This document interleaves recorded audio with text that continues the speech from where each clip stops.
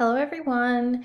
In example 4, we are looking to write a simplified polynomial expression to represent the area of the shaded region. So we're looking for this region here. We want to know what is the area. We want to write a simplified polynomial to explain or represent that area. So how we're going to do that is, first of all, we're going to take the area of the big rectangle and the area of the little rectangle. So let's get the area of the big one first. So the area of the big. And that is going to be equal to 2x plus 3 multiplied by 3x minus 4. Because remember, area equals length times width. Okay? And when we do that, we multiply the 2x by the 3x with our distributive property. That gives us 6x squared. We multiply the 2x by the negative 4x. That gives us negative 8x. We multiply the 3 by the 3x. That's going to give us positive 9x. And we multiply the 3 by the negative 4, and that's going to give us negative 12. When we combine our like terms, we have 6x squared plus x minus 12. So the polynomial expression that represents the area of the big rectangle is 6x squared plus x minus 12. Now let's get the area of the small one. So the area of the small one, we're taking the x, okay, we have a monomial, and we're multiplying it by the 2x minus 1.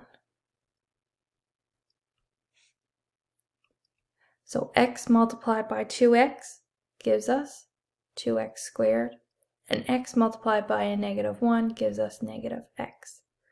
So now we have two polynomial expressions that represent the two rectangles that are shown here in this example.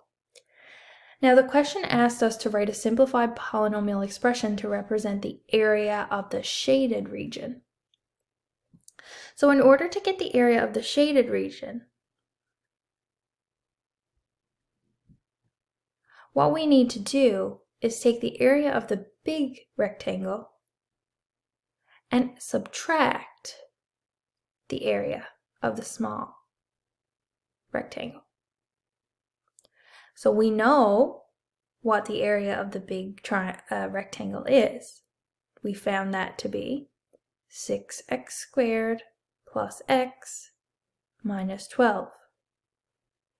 We found the area of the small to be 2x squared minus x, so I'm going to subtract 2x squared minus x.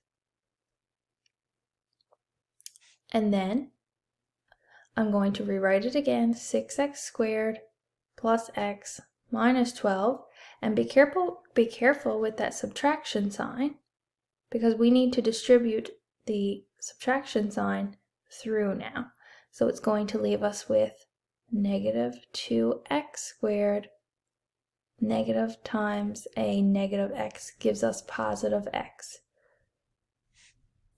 Then we're going to do what we always do. We're going to combine those like terms. So 6x squared minus 2x squared gives us 4x squared. Positive x plus x gives us 2x. And we are left with negative 12. So we write negative 12. So we can say that the area of the shaded region can be represented by 4x squared plus 2x minus 12.